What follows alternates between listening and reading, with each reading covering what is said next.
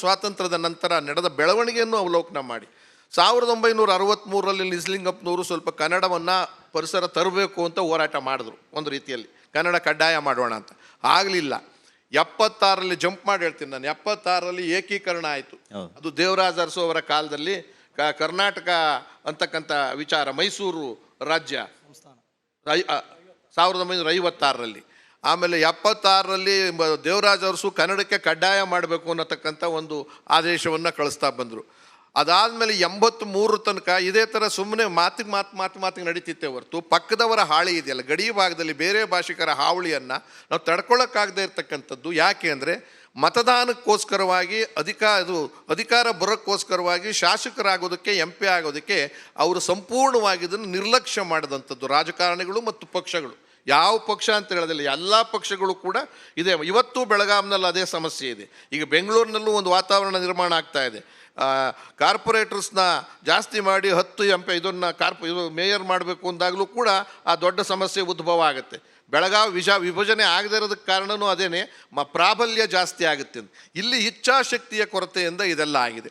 ನಿಮಗೊಂದು ಮಾತು ಹೇಳ್ತೀನಿ, ಏಕೀಕರಣ ಆಯಿತು, ಕರ್ನಾಟಕವೂ ಆಯಿತು, 83ರಲ್ಲಿ ಕಾವಲು ಸಮಿತಿ ಆಯಿತು, ಅದಾದಮೇಲೆ ಕಾವಲು ಸಮಿತಿ ಮತ್ತು ಗಡಿ ಸಲಹಾ ಸಮಿತಿ ಅಂತ ಆಯಿತು, ಅದಾದಮೇಲೆ ಕನ್ನಡ ಅಭಿವೃದ್ಧಿ ಯಾವ ರಾಜ್ಯದಲ್ಲೂ ಇಲ್ಲದೆ ಇರ್ತಕ್ಕಷ್ಟು ಕನ್ನಡ ಉದ್ಧಾರ ಮಾಡೋಕ್ಕೆ ಸಂಸ್ಥೆಗಳನ್ನು ಕಟ್ಕೊಂಡಿದ್ದೀವಿ. ಇಲ್ಲಿ ನಿಮಗೆ ಕನ್ನಡ ಮತ್ತು ಸಂಸ್ಕೃತಿ ಇಲಾಖೆ, ಕನ್ನಡ ಅಭಿವೃದ್ಧಿ ಪ್ರಾಧಿಕಾರ, ಅಕಾಡೆಮಿಗಳಲ್ಲಿ ಎಲ್ಲ ಕನ್ನಡದ ಹೆಸರಿನಲ್ಲಿ ಅಕಾಡೆಮಿಗಳು, ಆಮೇಲೆ ಕುವೆಂಪು ಪುಸ್ತಕ ಅದ್ಯಾವ್ದು ಭಾರತಿ, ಅಂದರೆ 15-14 ಅಕಾಡೆಮಿಗಳಿದ್ದುಕೊಂಡು ನಾವಿನ್ನೂ ಕೂಡ ಬೇರೆ ರಾಜ್ಯಕ್ಕೆ ಹೋಲಿಸಿದಾಗ ಕನ್ನಡದ ಬಗ್ಗೆ ಕನಸನ್ನೇ ಕಾಣ್ತಿದ್ದೀವಿ ಹೊರತು ನನಸಾಗ್ತಾ ಇಲ್ಲ, ನನಸಾಗದೇ ಇಲ್ಲ. ಅದಕ್ಕೆ ಏನೇನು ಕಾರಣಗಳು ಅನ್ನೋದಕ್ಕಿಂತ ಹೆಚ್ಚು ಕಾವಲು ಸಮಿತಿ ಆಯಿತು, ಹಲ್ಲಿಲ್ಲದೆ ಇರತಕ್ಕಂಥ ಹಾವಿನ ಶಕ್ತಿಯನ್ನು ಕೊಡ್ತಾ ಬಂದರು. ಆ ಕಾಲಕ್ಕೆ ನಿಮಗೆ ಅಭಿವೃದ್ಧಿ ಮಾಡ್ತೀವಿ, ನಿಮಗೊಂದು ಮಂಡಳಿ ಮಾಡಿದ್ದೀವಿ, ನಿಮಗೆ ಪ್ರಾಧಿಕಾರ ಕೊಟ್ಟರು. ನಾನು ಅಧಿಕಾರ ಮಾಡಿ ನಾರಾಯಣಗೌಡರು ಸಂಪೂರ್ಣ ಹೋರಾಟ, ನಾನು ಎರಡೂ ಭಾಗದಲ್ಲಿ ಕೆಲಸ ಮಾಡಿರೋದ್ರಿಂದ ಎಷ್ಟು ಸಮಸ್ಯೆ ಅಂದರೆ ಅದಕ್ಕೆ ಶಕ್ತಿ ಇಲ್ಲ. ಕನ್ನಡದ ಬಗ್ಗೆ ಹೋರಾಟ ನಾವು ಮಾಡ್ಬೋದಲ್ಲಿ, ಕನ್ನಡ ಬರೀರಿ, ಕನ್ನಡ ನಾಮಫಲಕ ಹಾಕಿ, ಆಮೇಲೆ ಎಲ್ಲ ಅಧಿಕಾರಿಗಳು ಕನ್ನಡದಲ್ಲಿ ಮಾಡಿ ಇದೆಲ್ಲ ಅಂತ ಹೇಳಿದೆ. ಅವ್ರ ಮೇಲೆ ಶಿಕ್ಷೆ, ತಪ್ಪು ಮಾಡಿದವ್ರಿಗೆ ಶಿಕ್ಷೆ ಕೊಡ್ತಕ್ಕಂಥದ್ದು ಎಲ್ಲೂ ಇಲ್ವೇ ಇಲ್ಲ. ಇದು ಎಲ್ಲಿವರೆಗೂ ದುರಂತ ಅಂದರೆ ಮೊನ್ನೆ ಇತ್ತೀಚಿನ ದಿನಗಳು 2 ಕಾಯ್ದೆಗಳಾದವು ಇವರು ಹೋರಾಟ ಸೇರ್ಕೊಂಥದ್ರಲ್ಲಿ. 2 ಕಾಯ್ದೆ ಏನು ಅಂತಂದರೆ ಸಮಗ್ರ ಕನ್ನಡ ಭಾಷಾ ಕಾಯ್ದೆ.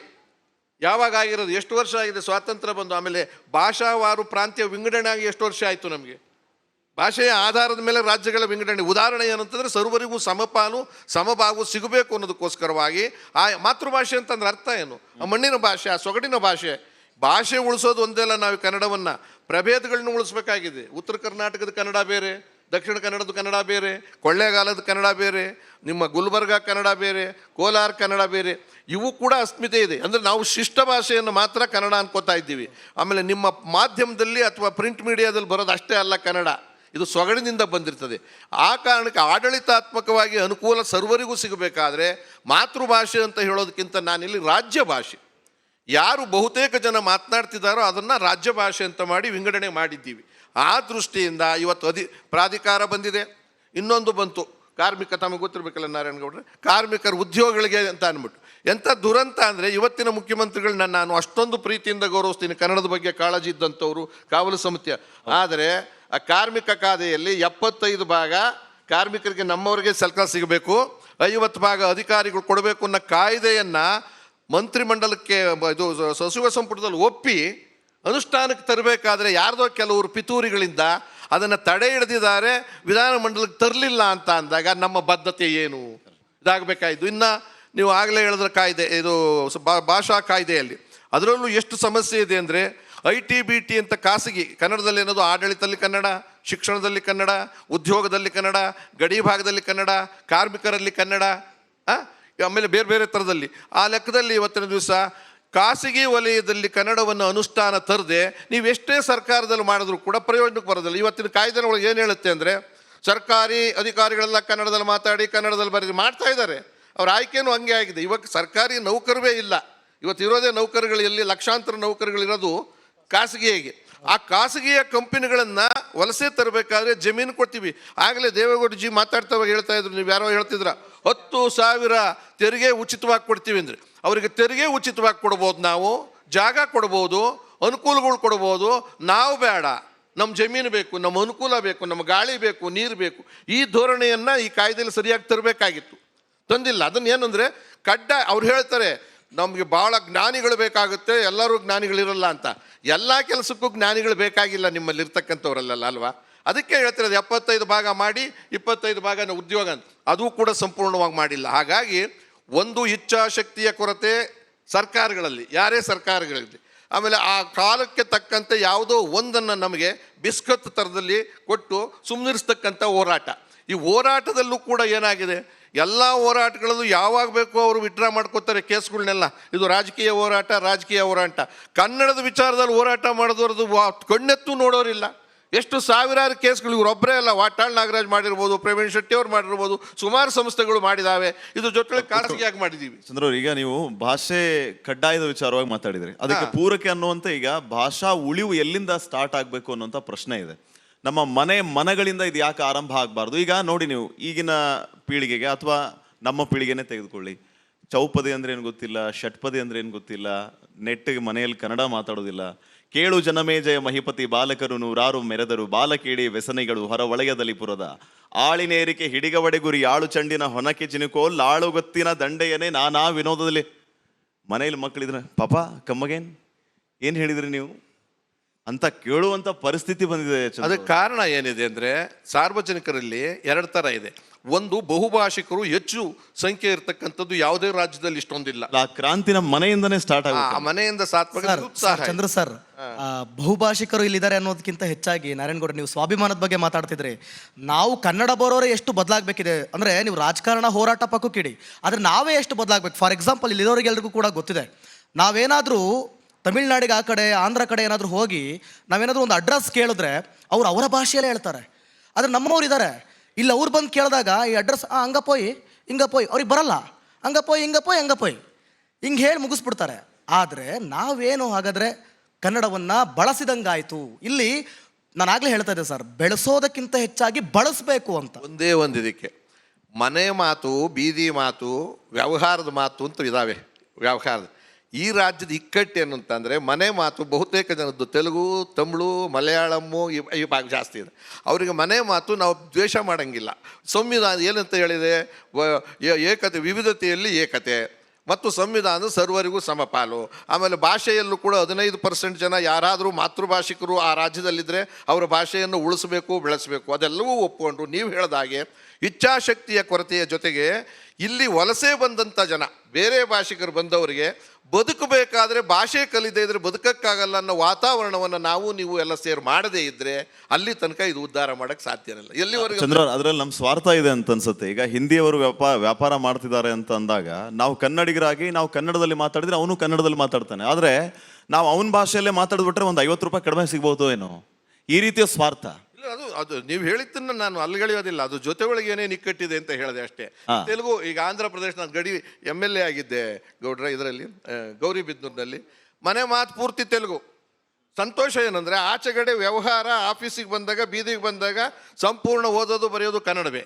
ನಾನು ಅದನ್ನು ಬೇಜಾರೇ ಮಾಡ್ಕೊಳ್ಳೋದಿಲ್ಲ. ಆದರೆ ತಮಿಳು ಮತ್ತು ಮಹಾರಾಷ್ಟ್ರ ಮತ್ತು ಮಲಯಾಳಿ ಈ ವಿಚಾರಕ್ಕೆ ಹೋದಾಗ ಈ ರಾಜಕೀಯ ಅದು ಒಂದೇ ಕಡೆಗೆ ತರೋದಿಲ್ಲ. ನೀರಿನ ವಿಚಾರದಲ್ಲಿ ಭಾಷೆ ತರ್ತಾರೆ, ಗಡಿ ವಿಚಾರದಲ್ಲಿ ಭಾಷೆ ತರ್ತಾರೆ. ಶಿಕ್ಷಣದಲ್ಲಿ ಸರ್ಕಾರವೇ ಮಾಡಬೇಕು, ಶಿಕ್ಷಣದಲ್ಲಿ ಕಡ್ಡಾಯವಾಗಿ ಎಲ್ಲೂ 1ರಿಂದ 4ನೇ ಎಲ್ಗೋ. ಆಮೇಲೆ ಇಂಗ್ಲೀಷ್ನ ಕಲಿಬಾರ್ದು ಅಂತ ನಾನು ಹೇಳೋದಿಲ್ಲ. ಜಾಗತೀಕರಣ ಉದಾರಿ ಅಂತ ಹೇಳಿದಾಗ ಅಂದರೆ ನೀವು ಶಾಲೆಗಳ ಬಗ್ಗೆ ಈಗ ಮಾತನಾಡೋದಕ್ಕೆ ಶುರು ಮಾಡಿದ್ರಿ. ನಾನು ಅದೇ ವಿಚಾರವಾಗಿ ಮಾತಾಡಬೇಕು ಅಂತ ಬಯಸ್ತಿದ್ದೀನಿ.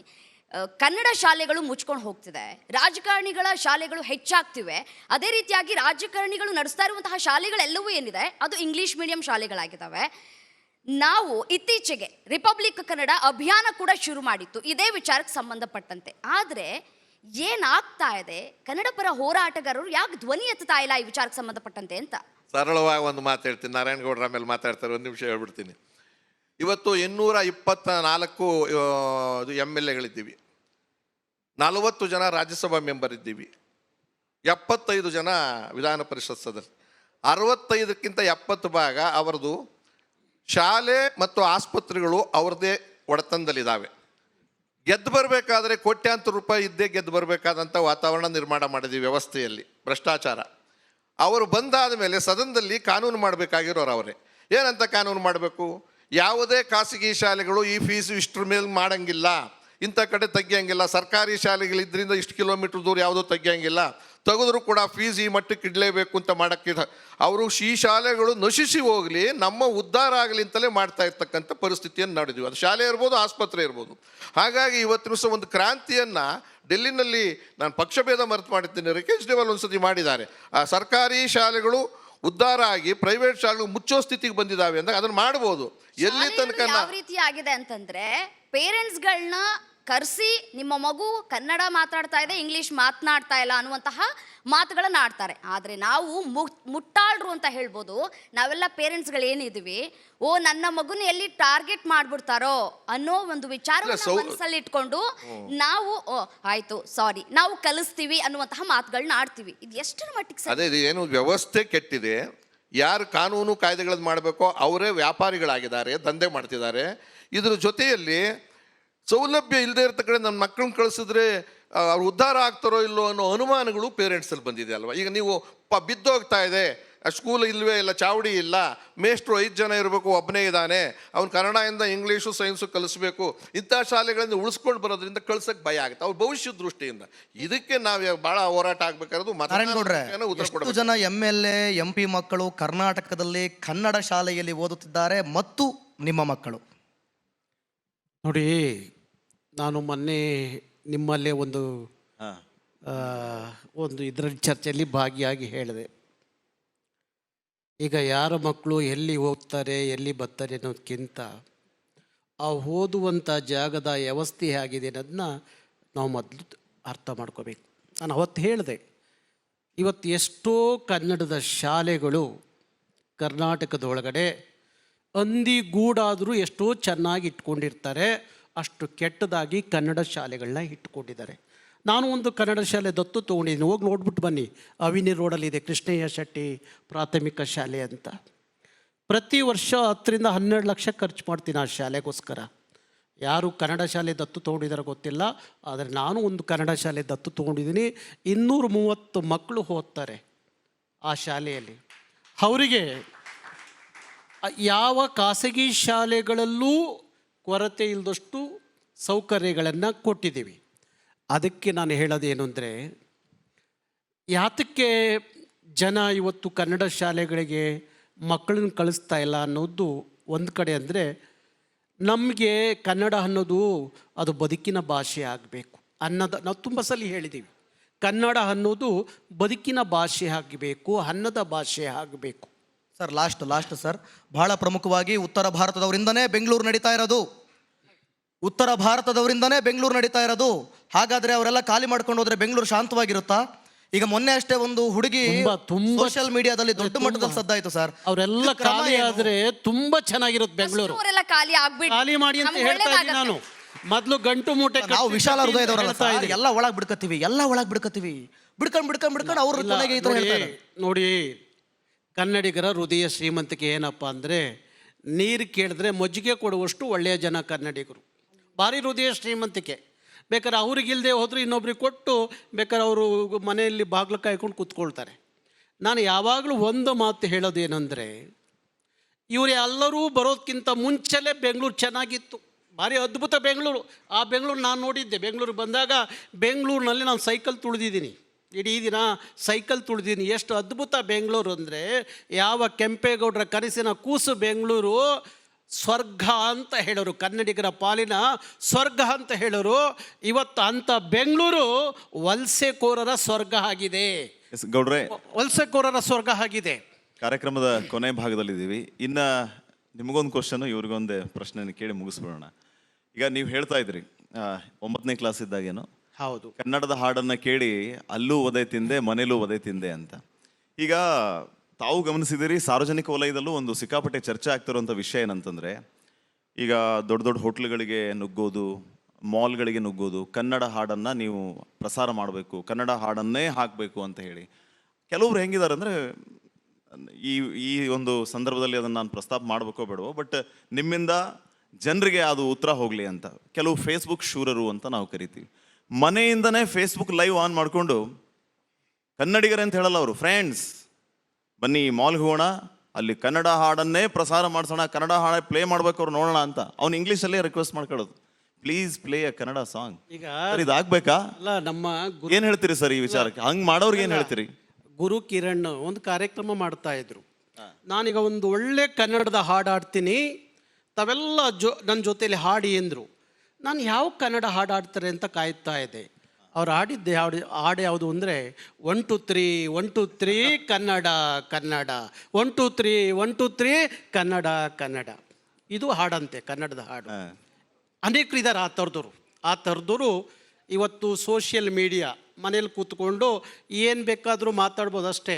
ಯಾರು ಬೀದಿಗೆ ಬರಲಿಲ್ಲ, ಕೇಸ್ ಹಾಕಿಸ್ಕೊಳ್ಳಲಿಲ್ಲ, ವಧೆ ತಿನ್ನಲಿಲ್ಲ, ಜೈಲು ಅನುಭವಿಸ್ಲಿಲ್ಲ, ಏನೂ ಮಾಡಲಿಲ್ಲ. ಅಂಥವರೇ ಈಗ ಭಾರಿ ದೊಡ್ಡ ಪ್ರಚಾರದಲ್ಲಿ ಇದ್ದಾರೆ. ಇರಲಿ, ಪರವಾಗಿಲ್ಲ, ಅವ್ರದ್ದು ಒಂಥರ ಕನ್ನಡ ಹೋರಾಟ ಅಂತ ನಾವು ಭಾವಿಸ್ತೀವಿ. ಆದರೆ ನಾನು ಪ್ರತಿಯೊಬ್ಬರಿಗೂ ಕನ್ನಡಿಗರಿಗೆ ಹೇಳೋದೇನು, ಕೊನೆಯದಾಗಿ ಏನೋದಾದರೆ, ನಿಮ್ಮ ತನದಲ್ಲಿ ನೀವು ರಾಜಿ ಮಾಡ್ಕೋಬೇಡಿ. ಈಗ ನೋಡಿ, ಮೊನ್ನೆ ನಾನು ಅಶೋಕ ಹೋಟ್ಲಿಗೆ ಹೋಗ್ತಿದ್ದೆ. ನಾನೇನು ಗಲಾಟೆ ಮಾಡೋಕ್ಕೆ ಹೋಗಿರಲಿಲ್ಲ, ಕಾಫಿ ಕುಡಿಲಿಕ್ಕೆ ಅಂತ ಹೋಗಿದ್ದೆ. ಅಶೋಕ ಹೋಟ್ಲಿಗೆ ಕಾಫಿ ಕುಡಿಲಿಕ್ಕೆ ಅಂತ ಹೋಗಿದ್ದೆ. ಒಬ್ಬ ಸೆಕ್ಯೂರಿಟಿ ಗಾರ್ಡ್ ಹೊಡ್ ಬಂದ. ಸರ್ ಸರ್ ಸರ್ ಕನ್ನಡ ಆಡಿಸ್ತೀನಿ ಸರ್, ಕನ್ನಡ ಆಡಿಸ್ತೀನಿ ಸರ್ ಅಂದ. ನಾನು ಹೋಗಿರೋದು ಕಾಫಿ ಕುಡಿಯೋಕ್ಕೆ, ಯಾರೋ ಕಾಫಿ ಕರೆದಿದ್ರು, ಕಾಫಿ ಕುಡಿಯೋಕ್ಕೆ ಹೋಗಿದ್ರು. ಅಲ್ಲಿ ಮೇಲ್ಗಡೆ ಲೈವ್ ಬ್ಯಾಂಡ್ ನಡೀತಾ ಇದೆ, ಹಿಂದಿ ಹಾಡಾಡ್ತಾ ಇದ್ದಾರೆ, ಅದು ನನಗೆ ಗೊತ್ತಿಲ್ಲ. ಅವ್ನು ಸೆಕ್ಯೂರಿಟಿ ಬಂದು, ಸರ್ ಕನ್ನಡ ಆಡಿಸ್ತೀನಿ, ದಯವಿಟ್ಟು ಕನ್ನಡ ಆಡಿಸ್ತೀನಿ, ಕನ್ನಡ ಸರ್ ನಿಮ್ಮ ಮೇಲೆ ಭಯ. ಚಂದ್ರು ಅವ್ರೆ, ಒಂದೇ ಒಂದು ಚಿಕ್ಕ ಪ್ರಶ್ನೆ ಕೇಳಿ ಮುಗಿಸ್ಬಿಡ್ತೀನಿ. ಈಗ ಮುಖ್ಯವಾಗಿ ಕರ್ನಾಟಕ ಬರೀ ನಾಡಲ್ಲ, ನಮ್ಮ ಸಂಸ್ಕೃತಿಯ ಧಾತು. ಕನ್ನಡ ಕೇವಲ ನುಡಿಯಲ್ಲ, ನಮ್ಮ ಅಂತರಂಗದ ಮಾತು ಅಂತ ಹೇಳ್ಕೊಂಡು ಬೆಳೆದವ್ರು ನಾವು. ಕನ್ನಡ ಉಸಿರಾಗೋದು ಯಾವಾಗ ಸರ್? ಎಲ್ಲಿ ತನಕ ನಾವು ಮತದಾನವನ್ನು ಜವಾಬ್ದಾರಿಯುತವಾಗಿ ಮತದಾನ ಮಾಡಿ ನಮ್ಮ ರಾಜ್ಯವನ್ನು ಉಳಿಸ್ತಕ್ಕಂಥ ರಾಷ್ಟ್ರೀಯತೆಯನ್ನು ಇರ್ತಕ್ಕಂಥ ವ್ಯಕ್ತಿಗಳು ಬರೋದಿಲ್ಲ, ದಂಧೆಕೋರರು ಅಲ್ಲಿ ಗೆಲ್ಲೋದಿಲ್ಲ ಮತ್ತು ಸ್ವಾರ್ಥಿಗಳು ಗೆಲ್ಲೋದಿಲ್ಲ, ಅಲ್ಲಿವರೆಗೂ ಅದು ಕಷ್ಟ ಇದೆ, ಸುಲಭ ಇಲ್ಲ. ಅದ್ರ ಜೊತೆಗೆ ಅಟ್ಲೀಸ್ಟ್ ಕನಿಷ್ಠ ಕಾಯ್ದೆಗಳನ್ನು ಅನುಷ್ಠಾನ ಮಾಡ್ತಕ್ಕಂಥ ಅಧಿಕಾರಿಗಳು ಮತ್ತು ಇವ್ರಿಗೆ ನಾನು ಇಲ್ಲಿ ಕೇಳ್ಕೊಳ್ಳೋದು, ಇವತ್ತಿನ ದಿವಸ ನಾರಾಯಣಗೌಡರ ಮುಖ್ಯನ IT-BT ವಲಸೆ ಯಾರು ಬರ್ತಾರೋ ಅವರು ಇಲ್ಲಿ ನಮ್ಮ ಭಾಷೆಯನ್ನು ನೀವು ಕಲಿದೇ ಇದ್ದರೆ ನಿಮಗೆ ಯಾವುದೇ ಅನುಕೂಲ ಕೊಡಲ್ಲ ಅನ್ನೋ ದಿಟ್ಟ ನಿಲುವನ್ನು ತಗೊಂಡಾಗ ಮಾತ್ರ ಇದು ಎಲ್ಲಕ್ಕೂ ಕೂಡ ಖಂಡಿತವಾಗ್ಲೂ ಆಗುತ್ತೆ. ದಿಟ್ಟ ನಿಲುವು ಅಂದರೆ ನಿಮಗೇನು ಬೇಕು ಎಲ್ಲ ಕೊಡೋಣ, ಜಮೀನು ತೊಗೋತೀರಾ ತೊಗೊಳ್ಳಿ, ಏನು ಬೇಕೋ, ಆದರೆ ಭಾಷೆಯ ಜನರನ್ನು ಉದ್ಯೋಗ ಕೊಡಬೇಕು. ಭಾಷೆಯನ್ನು ಮಾತಾಡೋಕ್ಕಾಗದೆ ನಾವು ಬೇಡ ನೀವು ಬೇಡ, ನಮಗೆ ನಾವು ಎಲ್ಲ ಬೇಕು ನಿಮಗೆ, ನಾವು ಭಾಷೆ ಬೇಡ ಅನ್ನೋದಾದರೆ ಈ ದಿಟ್ಟ ನಿಲುವನ್ನು ತಗೋಬೇಕಾದ್ರೆ ನಾವು ಕನ್ನಡದ ಮಕ್ಕಳಿಗೆ ಉದ್ಯೋಗ ಕೊಡಿ ಅಂತ ಕೇಳಿದಕ್ಕೆ ನಾವು ಬೇರೆ ರಾಜ್ಯಕ್ಕೆ ವಲಸೆ ಹೋಗ್ತೀವಿ ಅಂತ ಹೇಳಿ ಮಾತಾಡಿದ್ರು. ಹೋಗಲಿ, ನಾವು ಅದನ್ನೇ ಹೇಳಿದೆ, ನಮ್ಮ ಸರ್ಕಾರ ತಕ್ಷಣ ಅದನ್ನು ಕೈ ಬಿಟ್ಬಿಡ್ತು. ಹೋಗ್ತಾರೆ, ಯಾರೋ ಒಂದು 4 ಜನ ಹೋಗ್ಬೋದು. ಕರ್ನಾಟಕ ಬಿಟ್ಟು ಯಾರು ಹೋಗ್ತಾರೆ ಅಂದರೆ ಅವರಂಥ ಶತಮೂರ್ಖರು ಯಾರೂ ಇಲ್ಲ. ಅಲ್ಲ, ಕರ್ನಾಟಕ ಇದ್ದೇ ಇರುತ್ತೆ, ಕನ್ನಡ ಇದ್ದೇ ಇರ್ತದೆ, ಬೆಂಗಳೂರು ಇದ್ದೇ ಇರ್ತದೆ, ಅವ್ರು ಹೋದ್ರು ಹೋಗಂತಾರೆ. ಯಾಕೆ ಸ್ವಲ್ಪ ಕಷ್ಟ ಆಗಲಿ, ಅದು ರಾಜಿ ಆಗ್ತಕ್ಕಂಥದ್ದು ಬೇಕಾಗಿಲ್ಲ. ಅದಕ್ಕೆ ವ್ಯವಸ್ಥೆಯನ್ನೇ ಬದಲಾವಣೆ ಮಾಡಬೇಕಾಗಿದೆ. ನಾವು ವ್ಯವಸ್ಥೆಯವರಿಗೆ ಎಚ್ಚರಿಕೆ ಕೊಡಬೇಕಾಗಿದೆ. ತುಂಬಾ ಧನ್ಯವಾದಗಳು. ತಾಯಿ ಭುವನೇಶ್ವರಿಗೆ, ತಾಯಿ ಭುವನೇಶ್ವರಿಗೆ, ಕರ್ನಾಟಕ ಮಾತೆಗೆ, ಕನ್ನಡ ಭಾಷೆಗೆ. ಅಲ್ಲ, ಇಲ್ಲಿ ಭುವನೇಶ್ವರಿಗೆ ಜಯ ಘೋಷಣೆ ಹಾಕ್ಬಿಟ್ಟು ಮನೇಲಿ ಕೂತ್ಕೊಂಡ್ರೆ ಕನ್ನಡ ಉದ್ಧಾರ ಆಗಲ್ಲ. ಕನ್ನಡ ವಿಚಾರ ಬಂದಾಗ ಬೀದಿಗೆ ಬಂದು ನಿಂತಾಗ ಮಾತ್ರ ಕನ್ನಡ ಉದ್ಧಾರ ಆಗತ್ತೆ. ಹಾಗಾಗಿ ಎಲ್ಲ ಕನ್ನಡಿಗರು ಹಾಗಾದ್ರೆ ಇದು ಇಲ್ಲಿಂದಾನೆ ಸ್ಟಾರ್ಟ್ ಆಗಲಿ.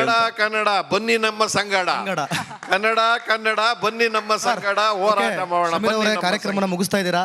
ಕೊನೆಯದಾಗಿ ಒಂದು ಹೇಳ್ಬಿಡ್ತೀನಿ. ಇಂಗ್ಲಿಷ್ಗೂ ಮತ್ತು ಕನ್ನಡಕ್ಕಿರುವಂಥ ವ್ಯತ್ಯಾಸ, ಆಂಗ್ಲರು ಮತ್ತು ಕನ್ನಡಕ್ಕಿರುವಂಥ ವ್ಯತ್ಯಾಸ. ಆಂಗ್ಲದಲ್ಲಿ ಒಂದು ರೈಮ್ ಇದೆ, ಪದ್ಯ ಇದೆ, rain rain go away come another day, because ಮಗು ಆಟ ಆಡ್ಬೇಕಂತೆ. ಆದರೆ ಕನ್ನಡದಲ್ಲಿರ್ಬೋದು, ಬಾರೋ ಬಾರೋ ಮಳೆರಾಯ, ಮಳೆಯನ್ನ ಕರೆಯುವಂಥದ್ದೇ ಕನ್ನಡ, ಬಂದು ಹೂವಿನ ತೋಟದಲ್ಲಿ ಆಡುವಂಥದ್ದೇ ಕನ್ನಡ. ಹೂವಿನ ತೋಟಕ್ಕೆ ಮಳೆ ಬೇಕು, ರೈತರಿಗೆ ಮಳೆ ಬೇಕು, ಅದಕ್ಕೆಲ್ಲ ನಿಮ್ಮ ಸಹಕಾರ ಬೇಕು, ನಾವೆಲ್ಲ ಕನ್ನಡ ಮಾತಾಡಬೇಕು. Thank you so much.